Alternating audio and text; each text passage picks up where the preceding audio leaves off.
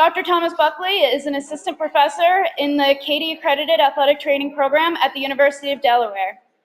Dr. Buckley directs an externally funded concussion research program with a specific interest in factors which influence concussion recovery.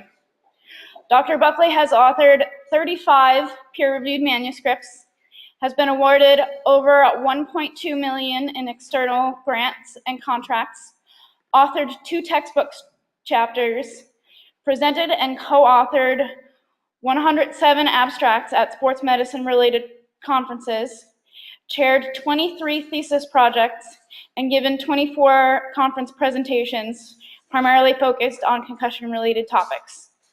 Dr. Buckley is the co-director at the University of Delaware's participation in the NCAA/DoD CARE concussion protocol, where he oversees baseline and post-concussion testing.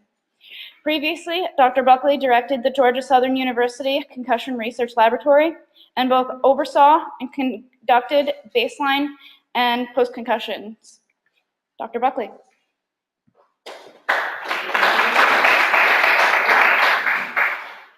So thank you. I guess probably maybe the first question would be, what brings you from Delaware to Massachusetts? Well, first of all, Cassie was a student of mine at Georgia Southern.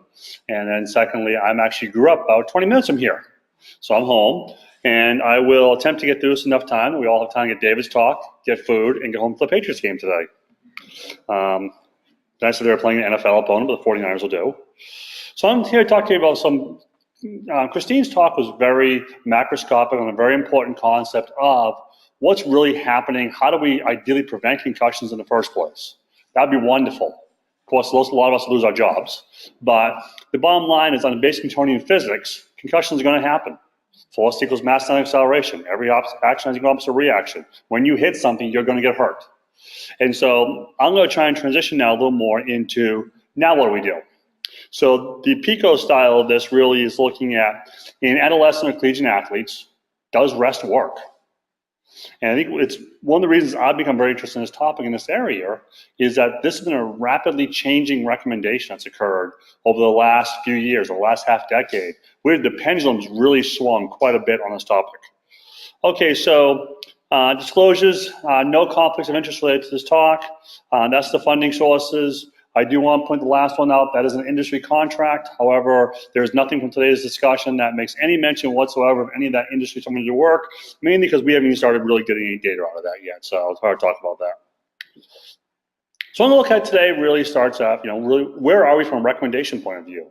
What is the recommendation on cognitive and physical rest post-concussion? What's the rationale physiologically behind this? Why are we doing this? You'll see the paucity really of human-based studies. What's the evidence out there right now? What's actually happening? What's the evidence supporting rest or no rest? And then looking really at where we go from here.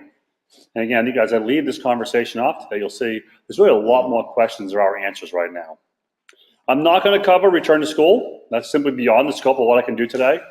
That would probably make it to the Patriots game, and no one wants to miss kickoff.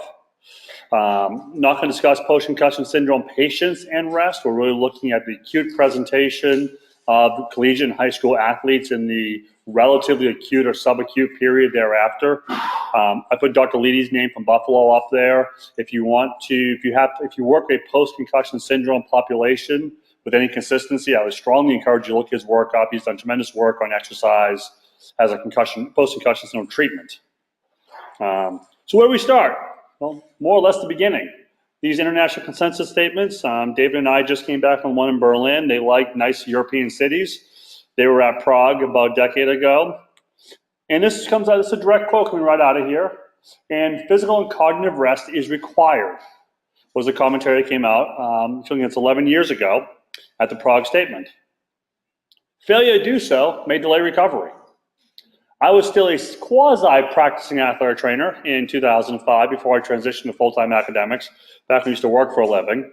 And I don't think we really did that at all at that point in time, even 2005. Rest was really not part of our treatment protocol at all. And then this is also, we first start with in 2005, the Prague statement, looking at return to play guidelines and return to play stepwise criteria, which the first step of that is rest. So this is really the recommendation came out in 2005. So as you sit around, if you were practicing clinically about a decade ago, this is when these first recommendations really started to show up. And again, you look across the board, these recommendations are pretty consistent right now. The CDC plan includes this as well, and across the board. So the most recent consensus statement, the new one will be coming out in March, April-ish in BJSM, the results of the Berlin Conference, American Academy of Pediatrics, American Academy of Sports Medicine, etc. I won't read them all, but pretty much across the board, they all include the aspect of recommending cognitive and/or physical rest in the initial treatment of concussion. Historically, Jerry Joya put this slide, and I thought it was pretty nice. So if you have a patient with concussions, what do? You tell them to rest. That doesn't work, what do? You tell them to rest more. If that doesn't work, you tell them to rest even more than that. And really, your variable you're looking at is just with time it will recover. If you don't know Jerry Gioia, he's one of the leading pediatric concussion experts in the world down in Washington, D.C. I think he's wrong a little bit. I think we actually do more of this. Rest, give a test. Oh, they failed. Give more rest. Give a test. Rinse, wash, repeat. And as Screen's team pointed out, more often than not, that test involves a certain computerized neurocognitive assessment. This might be what we really do. Test. Has the kid passed yet? Continuously reassess the person overall. And having to say, okay, when are we actually passing our test? All right. And so this really becomes the assessment protocol. But what evidence really supports this concept of telling these kids just to rest, especially then the idea of test, but we'll just focus on the rest. Because if it doesn't work, then we say, okay, we get throw our hands up. A lot of times this person gets referred out to a specialty clinic or neuropsychology clinic or something along those lines. The reason why I bring this up from this context here is when we talk about concussion management, Christine hit on this to some extent, but we have a professional medical approach to it, which should not be this, that people in this room, your physicians you work with, probably all utilize. But we also have the public, which Christine got into some as well. But what is a public perception? And you start looking at the idea of rest post-concussion. So I was giving this talk a little while ago, and I was really kind of curious as to how did your student athletes, or more importantly, especially the high school level, how do the parents of your student athletes view this? So I made a mistake. I went on the internet. We know it doesn't usually end well, right? Especially in the last few weeks, the conversations that are out there. And so I put the question up, should you rest following concussions? I was kind of looking for the general public perception on this. And this is what I get.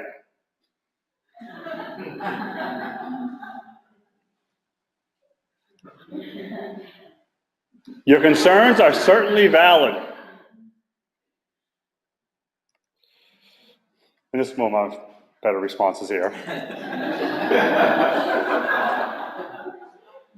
So that's a bit of two purposes. One is to make sure everyone's still awake, but two, to also, again, try and remind you the perception that your patient population is bringing to the table with you. All right? There's some great ones there. If your barber punches you in the head. And this is a real website, by the way. This is for a change, we can be proud of ourselves. These are the folks in Canada asking this question. Apparently they play too much hockey. But if you actually type in, can I get a haircut with a concussion, and Yahoo answers, this will come up. And let me tell you, if you're bored and you want some good reading, this thread goes on for a while. I chose some of the better ones. But again, just keep in mind your public perception of this is what your athletes and the parents bring to the conversation at this table. So coming back to more the medical side of it, one issue we run into here is the recommendation of the cornerstone. This is the most recent statement that came out of Zurich, the 2012 one. The cornerstone of concussion management is physical and cognitive rest until acute symptoms resolve. So we need to just take it easy. This is the guiding principle right now. This is the basis of, the graduate return to play protocol that I'm assuming most of you are probably well aware of. There's variations on this, but they all look something like this. And again, step one, until the person's out relatively symptom-free, take it easy. This comes out of NATA, and again, you see the very, very similar ones across the board. No physical activity, no activity from the various recommendations here. NATA position statement, I'm not going to read the whole thing to you, obviously, but period of initial rest, best practice of concussion recovery, avoid physical and mental exertion, etc. Strength and recommendation, all of these. And again, this is our governing document as athletic trainers. NATA position statement 2014, so pretty recent. They do those once a decade, so the next concussion will not come out to 2024. So the governing body, sorry, not the governing body, it's the governing recommendation of our professional association is this. Strength and recommendation C means based on consensus or usual practice. In other words, this is not an evidence-based treatment for the most part. This is, it seems to work, therefore we do it. Again, more from an ATA position statement right here. Physical and cognitive rest are indicated while symptomatic. That's a little bit of a longer stretch. Think of how long your average patient is symptomatic. Literature for college athletes, that's 5 to 7 days. For high school athletes, 7 to 9 days. So again, the ATA position statement is saying that cognitive and physical rest are recommended for those 5 to 9 days while that person presents with symptoms. That's a long time. Avoid physical exertion, avoid phys ed classes, avoid recreational activities. For those you work in high school environments, that can involve application, that can involve interactions with guidance counselors, potentially IEP plans, and a whole bunch of other bureaucratic stuff that no one particularly enjoys getting involved with other than guidance counselors. ADLs that do not exacerbate symptoms are probably acceptable, but that's really where they draw the line at. And then they say, okay, after all these recommendations we're giving you, we basically have no reason to actually tell you this. It's what we do. And so part of the take home of this phase, the first part of today's presentation is really is a dearth of evidence supporting this recommendation. I'm about to go through here what the evidence is. But what I want to kind of drive home from these first 10 or so slides is that almost every major organization recommends this, despite almost no evidence supporting it. Primary care physicians, especially those you working in high school environments, I can really pity you for the commentary and the notes you get back from primary care physicians. I've worked in a high school setting myself. I've had colleagues in grad school whose student athletes were sent to veterinarians for their musculoskeletal injuries out in rural Indiana. We've gotten, I'm sure most of you work in high schools have gotten notes back from physicians of many, many specialties that were not primary care orthopedic regarding the injuries that they get. And the veterinarian's diagnosis actually was the student athlete had a twisted Achilles tendon. But most primary care physicians do not provide cognitive rest instructions. You see here, this is the actual data that comes out of it. Only 11% the initial evaluation, 14% the follow-up evaluation. Again, most of your physicians, this data is a couple years old, and in concussion realm, information changes very, very rapidly. So this is a couple years old, but the vast majority of physicians were not doing that. In fact, if you look at it, return to school also being around 25%, it's also not really a good number at all. So as you're dealing with your primary care docs, you're going to run into some challenges. So I've talked a little bit about cognitive and physical rest, but the question is really, what are they? What are we actually defining this as? So cognitive rest includes academics, so classes. At the collegiate level, there is conversation, there are discussions, and this gets tricky. We say on one hand, we want to pull you out of classes. We want to reduce that cognitive load while you're recovering from an acute brain injury. And by the way, if you have guidance counselors and others who are giving you a hard time, remind them this is an acute traumatic brain injury. The fact that it happened on a football field does not make it all that much different from happening in a car accident or on a ski slope. And I have found in the past that calling it an acute traumatic brain injury, like what you might see from a mild car accident, does tend to change some conversations sometimes. Electronics. This is a tricky one, right? You tell your high school athletes, get off Facebook, get off Twitter. Well, that might be a really good recommendation at the moment over the last couple of weeks. If anyone else's Facebook feed looks like mine, my blood pressure at least. But a lot of these student athletes today, high school and college alike, they are very much ingrained in social media. Telling them they must be removed from social media can be a stressor in and of itself, a very substantial one. Texting. How many text messages are sent in the course of a day? All right? How much is under the most recommendations, text messaging would be considered cognitive activity. Having seen some text messages some students send, I'm not really sure I agree with that assessment. But the idea is, again, are we trying to tell them to limit electronics overall? Reading, mental activities that trigger symptoms. This last one here is probably the best recommendation. As we come out of the recommendations toward the end of this conversation, it will really be those things that trigger symptoms are when you're going too far. But if you are sub-symptom, sub-threshold, you're probably okay with the person. Physically, practices, games, things along those lines, kind of self-evident, right? We talk about return to play, we talk about return to activity and being physically active. We always have to parse that by saying this, of course, does not mean going back into the game today or tomorrow. You still go through normal return protocols. I will give you two other things to think about. On the modern college campus, some which are extraordinarily large, how are they getting from point A to point B? Is there bus service? Are they biking? So if the person is biking 1, 2, 3 miles across campus each way, is that meeting your recommendation of rest? Probably not. One of my students put a paper out a couple of years ago. It was a qualitative paper, and it was really an interesting comment where one of the student athletes was complaining post-concussion their symptoms weren't going down. And so as part of the interview during this, they were talking about the physical activity level. And the kid said, yeah, it wasn't working out at all. The name of the gym at the school was called Ironworks. He goes, I didn't go to Ironworks at all, she said. I wasn't practicing, I wasn't playing. She goes, yeah, I was doing my hour and a half of cardio over in the fitness center. What? Yeah, but it's not Ironworks. So she was working out at the University General Fitness Center.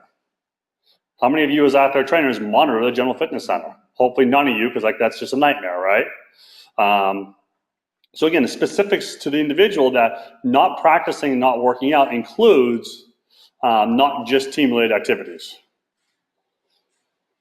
So when they do start activity, and again, this is particularly here toward the pediatric to high school populations, many of them will see an increase in symptom load, in symptom burden when they first return to school, when they first turn to activity levels. Is this bad? Well, yes and no. When you start activity following an injury, say you have an athlete with post-ACL surgery, do heel slides hurt? Do heel slides increase symptoms? If you're doing it right, they are. Following ankle sprain, do your exercises, do they hurt sometimes? Do you have increases in symptoms? Yes. Does that mean you stop what the person is doing? Probably no in most cases, right? So what we're looking at here is, and Jerry Joy, Dr. Joy, put a really good phrase he used with this is, you should expect to see some increase in symptoms. If that increase is small, is mild, is limited, the person says, yeah, my headache got a little worse, yeah, I got a little tired, that's probably okay. That's probably part of return to activity. If the person blows up on you, then obviously you use your common sense and you pull the person back. But just because they have some increase in symptoms isn't necessarily always a bad thing. Here, this was 14 months post-injury. And over a third of the individuals actually had, when they went back to school, increased symptoms across a 14-month stretch. The thing to keep in mind here is this your typical concussion?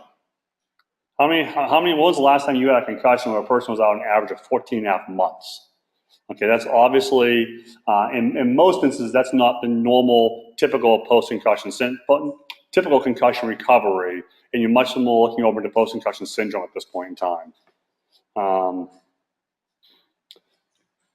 Is the increase in activity too much? Are we seeing here an exacerbation of symptoms? Is this a neurometabolic marker that we are doing too much too quickly? That's the general thought process. So the rationale for this physiologically comes up. Really, do we see an energy mismatch? So if you look back, Christine had a nice slide up there, neurometabolic cascade post-concussion. If you covered that in school, I'm sorry, but you're looking at really what's happening in the brain. And we have a magnesium transfer, we have glutamate, calcium issues. We have issues where the calcium floods the mitochondria, so it pushes you out of oxidative phosphorylation, out of electron transport chain. You have to get your energy from glycolysis. If you remember anything at all from exercise physiology, glycolysis only gives you a couple ATPs. whereas electron transport chain gives you 36 to 39 as you work your way through. So we prefer to be in electron transport chain. We wind up being more in glycolysis immediately post-concussion. Thus, do we have this energy mismatch? Do we need more ATPs for that neuron, that nerve cell to be working than we actually have available to us? And this mismatch is part of what's speculated to be part of this increased symptomology that follows the concussion. How long does this mismatch last for is really not a known answer here. Cognitive rest, the theory holds, will then allow the available energy to go toward recovery and healing, as opposed to responding to Facebook messages and texting and figuring out which emoji is the correct emoji for that particular response, which is a cognitive processing. And there's even though it's as humorous as it is somewhat, this is a cognitive processing component. Neurometabolically, especially the role of NAA, which is largely a marker of cognitive capability in some regards.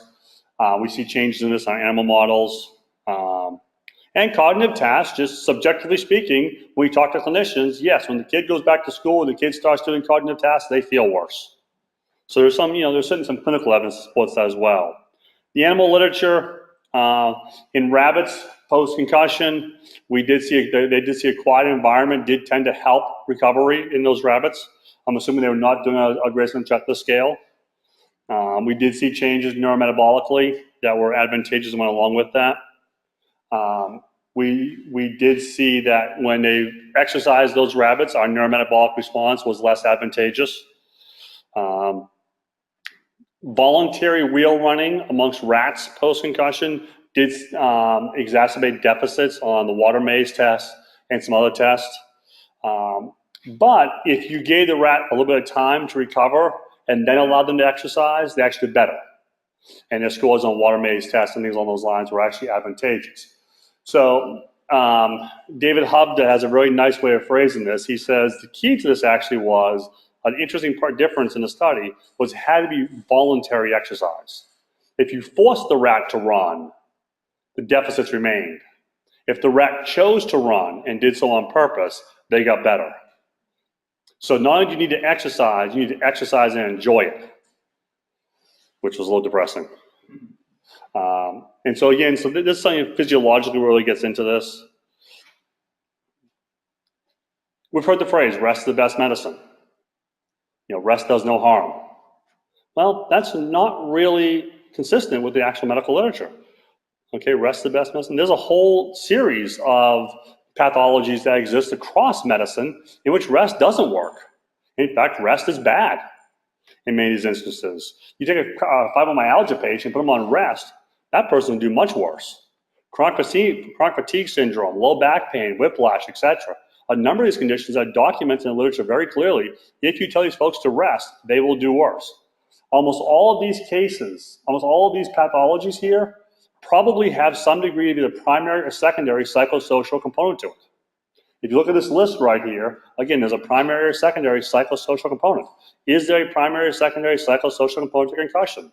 Yes, there's going to be. You're removing that individual from participation in activities. You're removing a member from a team where their identity is derived out of. Systematic review, 54 clinical trials in Lancet published. Bed rest didn't work. In fact, it made things worse for many conditions. So the idea that rest is best and rest will do no harm probably is not supported in the medical literature. But those people are all injured, healthy people. If you take an average, a healthy person, a lot of this comes out of NASA work with astronauts, with gravity studies. Take an otherwise healthy young adult, tell them don't do anything for 3 to 6 days, bed rest. They will report headache, restlessness, difficulty sleeping. Those not common concussion symptoms? Certainly. Typical concussion symptoms, 5 to 7 days. If you follow the recommendation, a person should cognitively and physically rest until they are symptom-free, you are pushing them right through a period of time where you will increase the amount of symptoms that otherwise no healthy person would feel. So are you actually helping to cause the problem in some of these instances? And again, as kind of just wrapping this side of it up, we should subject rest to the same type of methodological research we subject any test to. We don't just create a new modality or a new exercise program. Hey, do this. We test it. We check it. Does it work? So I want to guess where we go next. Well, does it work? One challenge we're going to run into here, as we say, is does it work, is what's our outcome measure for concussion? Usually, the nice outcome measure for most things is recovery. How do you define recovery and concussion? So the Fourth International Census Statement, this is a 13-page long document.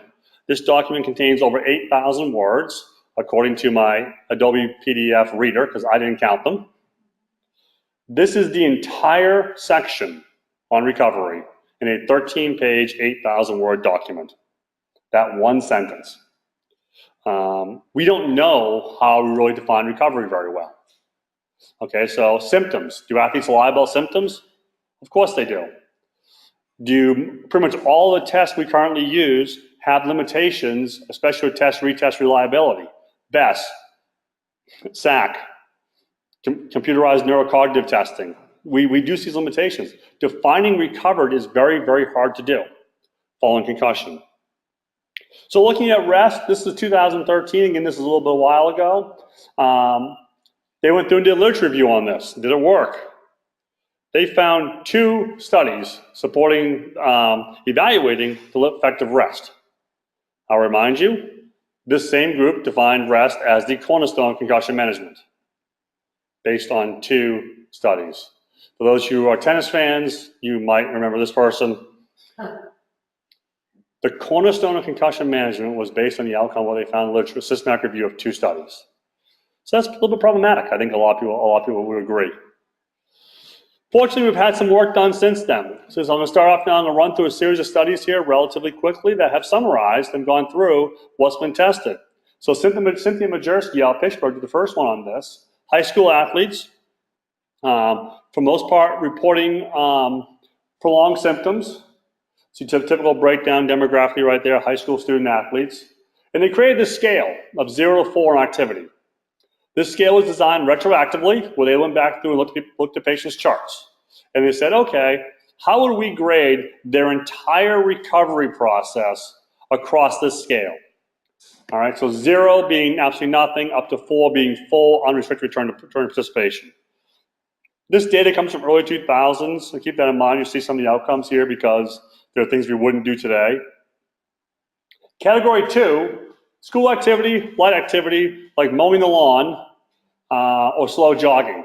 I will tell you they were not mowing the lawn in Georgia in the summer to call that light activity. But if you look at it, this is impact scores on the x-axis and percentile on the y-axis, so higher is better. And what do you see across the board? Those in the light activity group did the best in every category.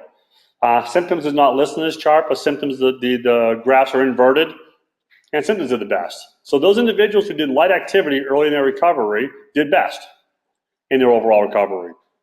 And you'll note it's pretty much a nice inverted U graph across the board for most of these. Too little or too much did the worst. So based on computerized neuropsychological testing, and the test was done in Pittsburgh, so I'll let you guess which test was used. A low to moderate level of activity was the best activity for recovery. Heavy and light did the worst. It's retrospective. This was not prospective. They went back and just dug through charts. And you have to keep in mind that this was done in a time when the treatment of concussion was different than it is today. And so the suspicion is, in all likelihood, those who presented, quote unquote, the worst looking concussions were the ones who were given the rest. So perhaps the reason why I did the worst is they actually were the worst to begin with. And the best concussions also did bad, but 39% of those individuals returned to play same day. Hopefully in the year 2016, we're not doing that. Again, this data comes early 2000s. So American Academy of Neurology guidelines at that point in time still allowed same-day return to play if the athlete lied to you and said they were symptom-free in 15 minutes. But again, the take-home of this really was moderate level exertion. Low to moderate level exertion was the best outcome.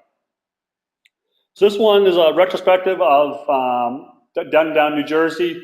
These are post-concussion syndrome patients. Again, they're high school age. They were all referred to a specific clinic. They were all people who had symptoms for a while. And what they were done was they were assigned 1 week of nothing. No school, homework, travel, shopping, social visits, etc. That does not sound like a particularly fun week, but that was the experiment they used. If they were still problematic after 1 week, they were told to do the same thing for a second week. And so what they found, that's the time since the injury right there. So again, you're talking about on average, these people were quite a while post-concussion. This is not the typical concussion that you see on Monday morning following a football game on Saturday. And again, most of your patients here were symptomatic for someplace between 1 and 4 weeks following the injury at the time they arrived at the clinic here. So following a week of rest, they did a little better. So we see here, oops, wrong button, there we go. They got a little better on verbal memory, a little better on visual memory, processing speed a little better. They got slower in reaction time, but their symptoms did go down. So in that population, 1 week of rest did seem to help some. When you put this, so again, they got worse there, reaction time. We put the second week of rest in, and you did see more substantial improvements at that point in time. Again, this patient population, though, this is quite bad. A pre-test reaction time of 0.717 is quite slow. Your typical high school, college athlete should be in the 0.53 to 0.59 range. So that's a pretty slow number right there. And even following the rest, this is 2 weeks, with the average patient being about 30 days out. So you know about 6 weeks post-concussion by the time this post-test is being done. While they are better than this, that score is still really not great. But it did seem to work.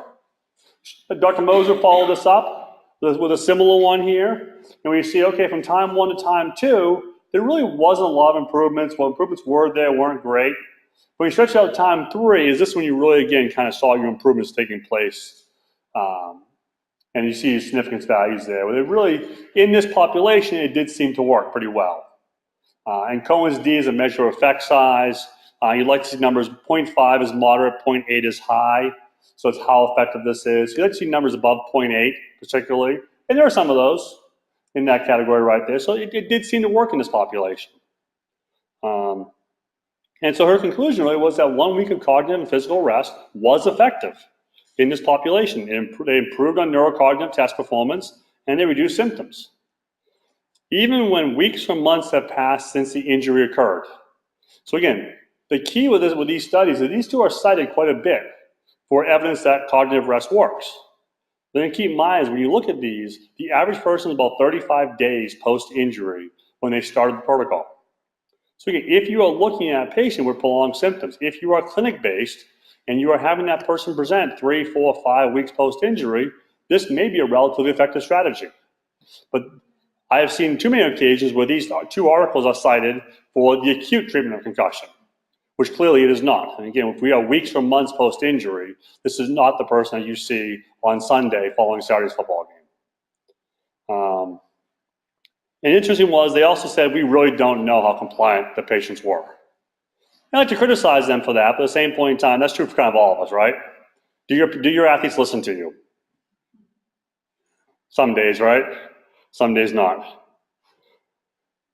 Kind of back a little closer to home here. This was done a little closer here, just about 5 minutes down the road. Boston Children's, yeah. So, chart review again. This is again high school age kids on average. It did stretch out to college a little bit older.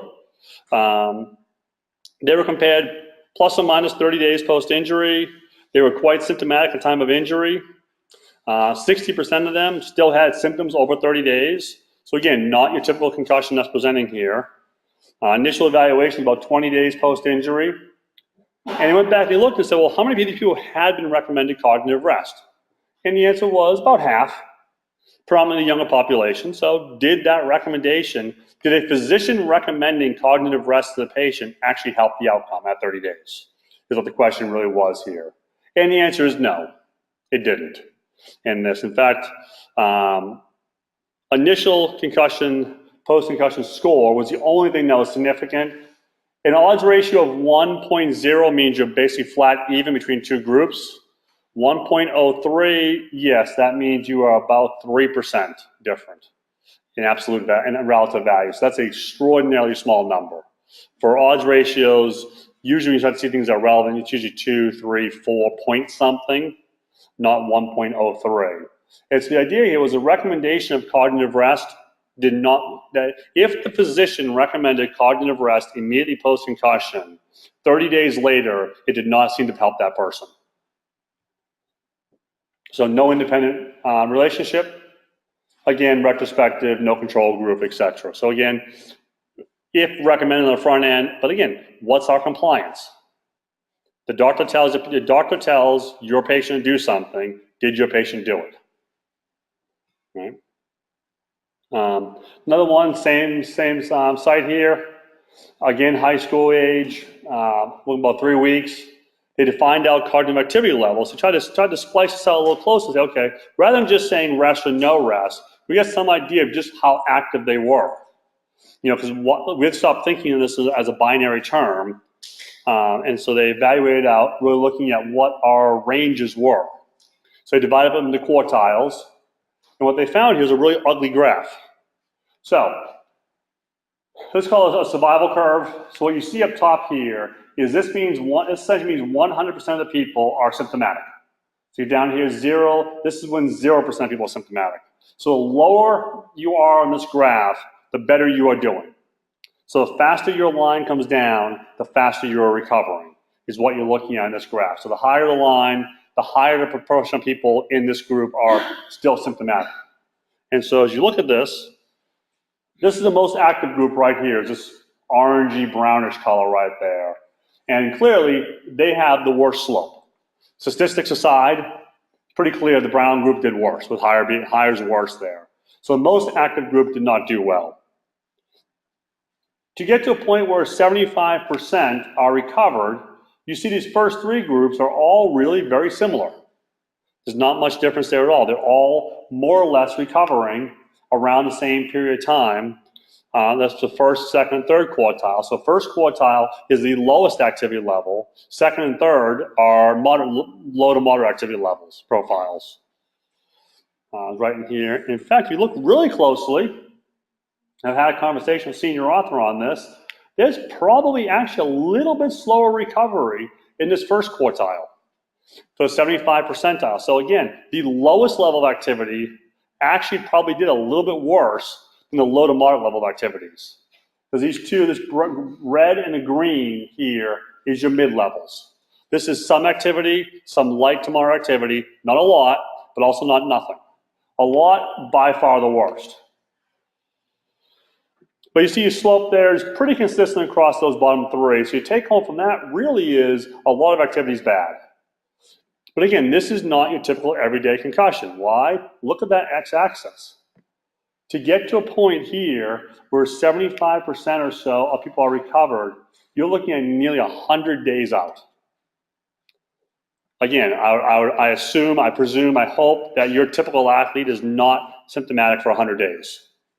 And this is nothing more than just the bias of the fact this was done at a clinic where people who were having problems went to the clinic. Because the person who gets a concussion and feels better after a couple of days doesn't go to the clinic in most cases. So again, we see the long term out here. And since David's sitting in the audience as a Pacific Northwesterner, I couldn't help. Perhaps his other group needed some of the special recovery water from Russell Wilson to help overcome that solution there. So similar here. The conclusion take home here is excessive cognitive activity did worse.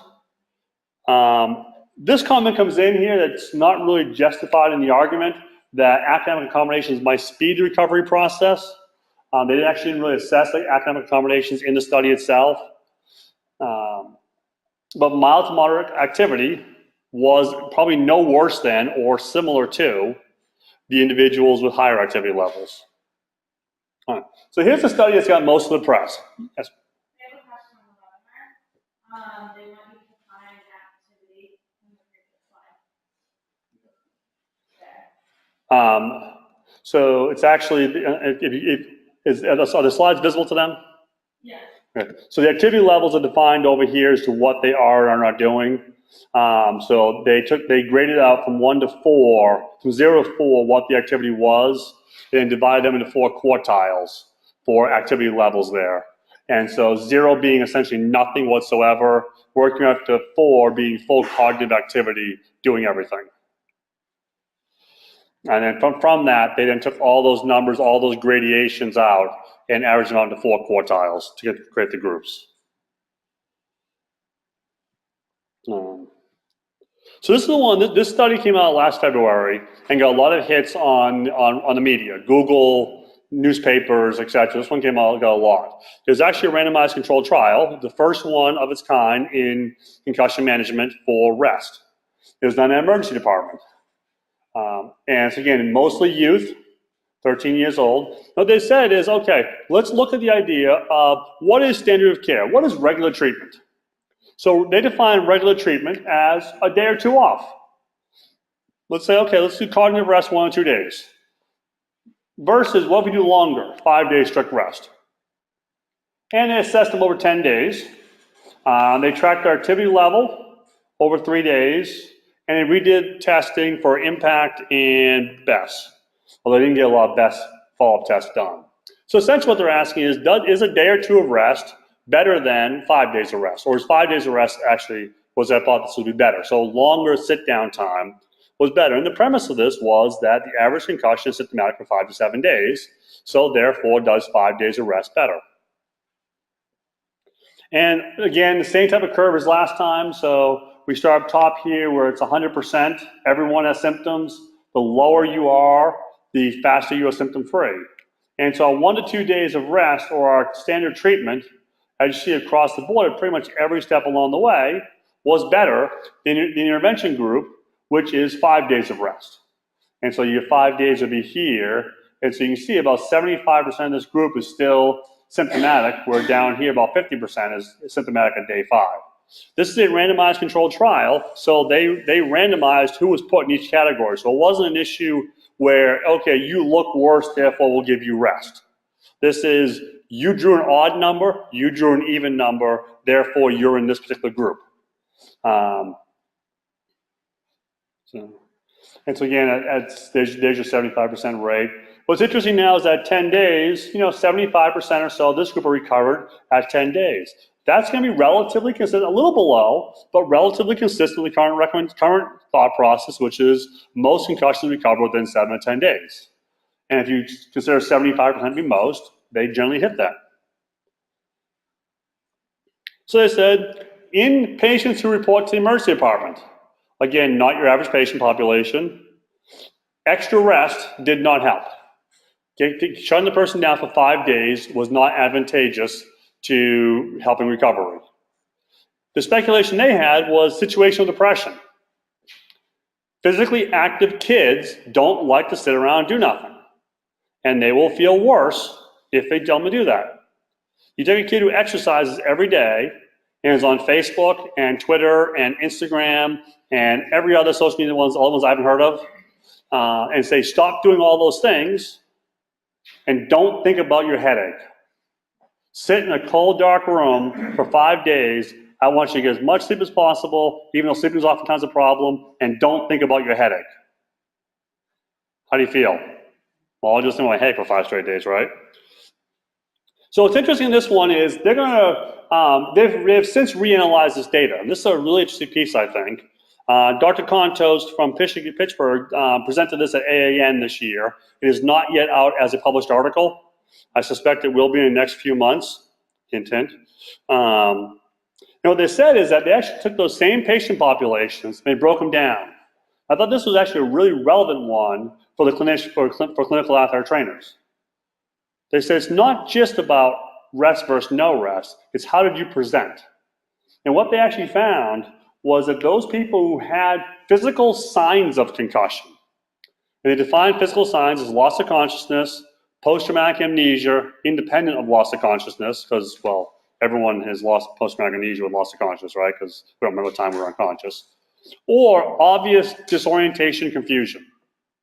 So if there was the no question, I think David has a video of this actually from the Alabama-Wisconsin football one. So Dave will show you a great video of this. You've all seen it. person lines up on the wrong side of the field, the person's unconscious following the injury, if you have the clearly obvious physical sign of concussion, as opposed to simply reporting the symptoms of concussion, I don't feel right, I have a headache, etc.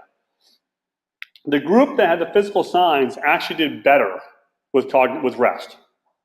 The group that did not have signs, they had symptoms only, actually recovered worse with rest. And so it's an interesting split. When the paper does come out, there's a really nice graph that shows a really clear X. If you had physical signs and you were recommended rest, you did better. If you had signs and were not recommended rest, you were basically neutral. If you were symptoms only, no physical signs, and recommended rest, you did worse. Your recovery rate was markedly slower than all the other groups. So in this case, recommending 5 days of full rest to those with just symptoms actually made things worse. And again, that'll be out in Journal of Pediatrics probably in the spring sometime. So the question then becomes naturally, why did that happen? Why did a person with a physical sign of concussion actually do better with recovery? And they don't really answer that question real well, other than the fact that we noted it. Again, this is an emergency department-based study, so it's who's coming to the ED. And that's going to differ. Most of you as high school athletic trainers or college athletic trainers, you're not sending many of your concussions to the emergency room, I presume, unless there's other reasons why, or an athletic director requires it, or Dean of Student Services, I think requires all concussions be sent to the ER, in which case you need a new dean, but, all right, and then the best study ever because of the first author, just kidding.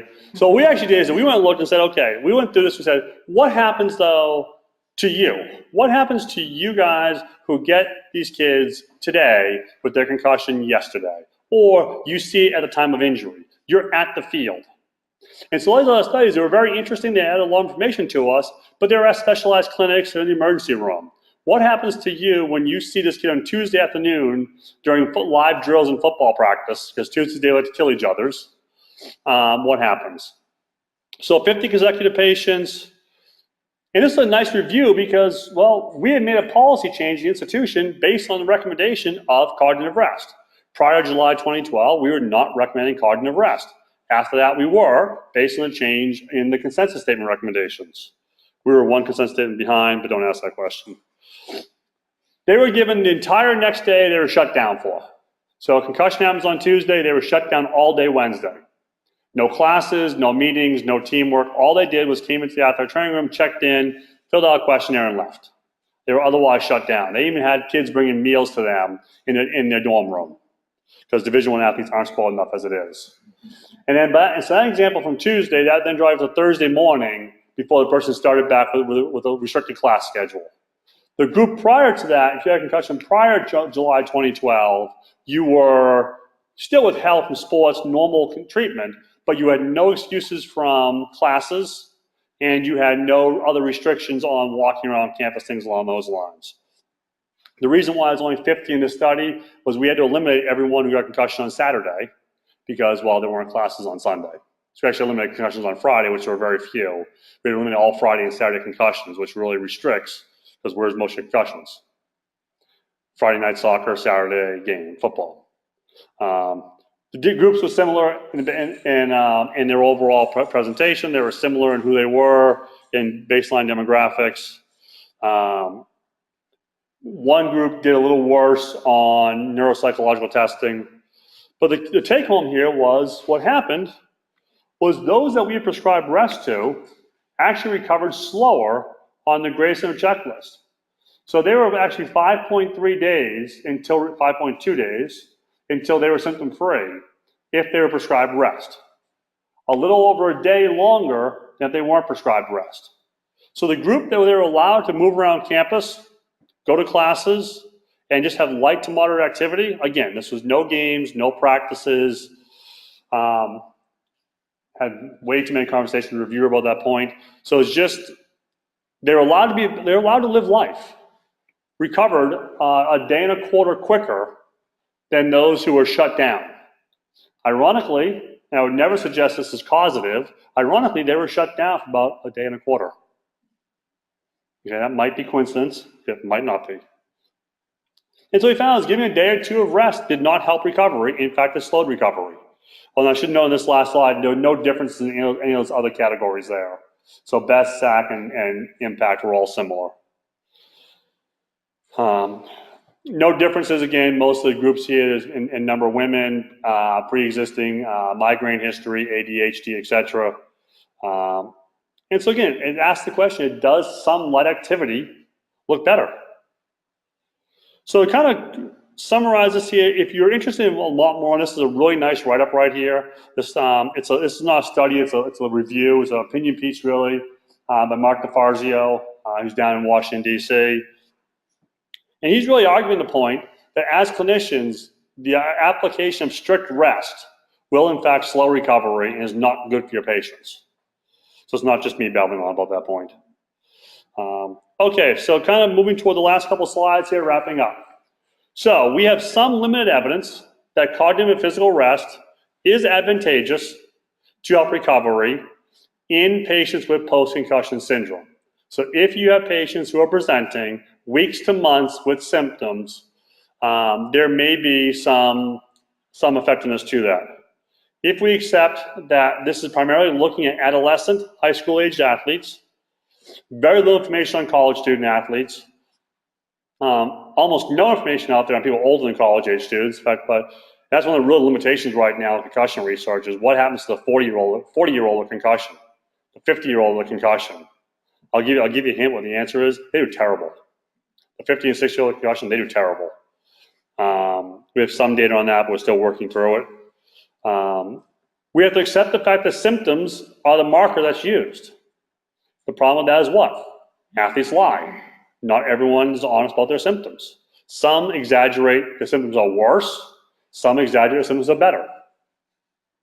Again, would athletes lie? Of course not, right? Most of these in the literature that supports this were atypical in that they were prolonged recoverers. If you accept that 85 and 90% of concussions recover within 7 and 14 days, then the vast majority of these studies all looked at people who were not in that category.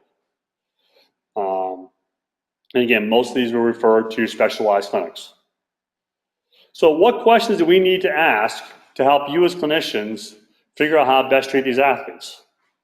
We've almost got it down. All we're missing is, well, how much rest? That's all, just, how do we define rest? Well, that's a definition from the encyclopedia, from the dictionary, excuse me.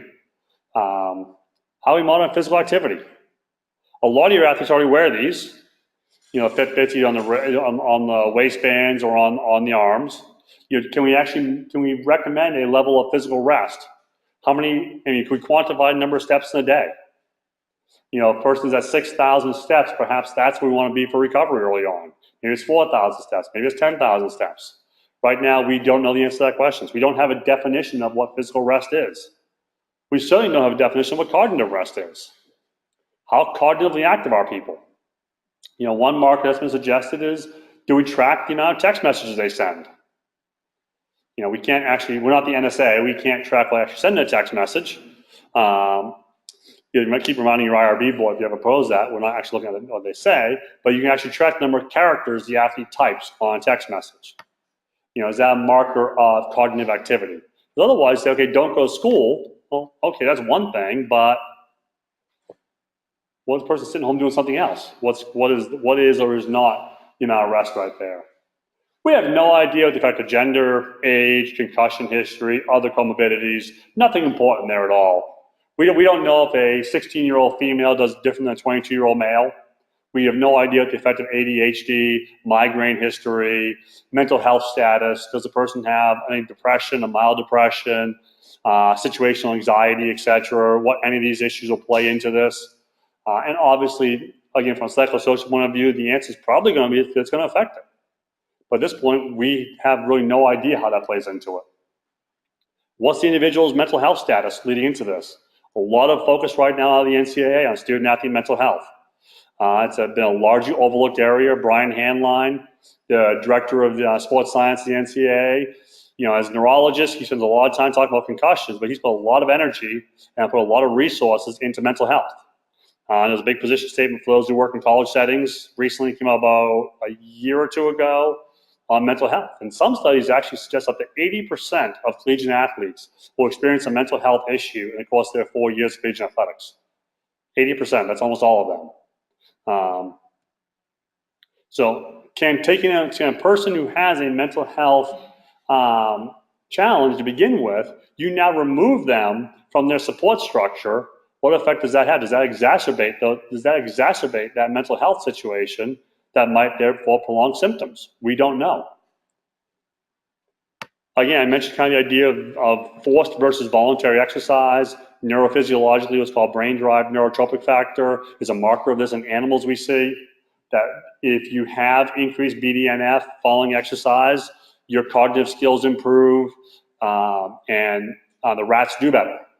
But that's really not an easy marker to handle right there. And we don't know how to measure recovery very well. Recovery in itself is a hard thing to measure. Because our athletes lie to us about their symptoms.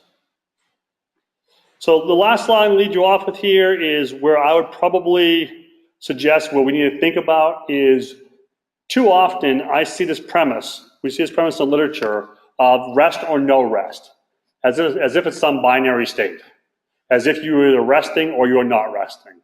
And much like you would never do that with an ankle sprain, you would never say cast or full play. Right? I mean, that's just stupid to say cast or full play for an ankle sprain. Why are we doing this necessary for concussion? And so again, as you look at some of these things, as you look at your own protocols, I would encourage you to think about this really as there's a range of what is exercise. There is doing nothing, there is doing a lot. That's not a binary outcome. Work your way along that progression chart. Right now, I think I can say to you with some degree of support that the evidence probably suggests that having some somewhat easy activity in those first few days is not only not bad, it's probably good. And as you work your way up over time, no one's saying that day one post-injury, you're at 10. This is not binary. And so I have hit the required length of time. And so I'll leave you with the obvious there. And that's my contact information. I'll be happy to take emails. Any questions? I'll be happy to answer any questions now.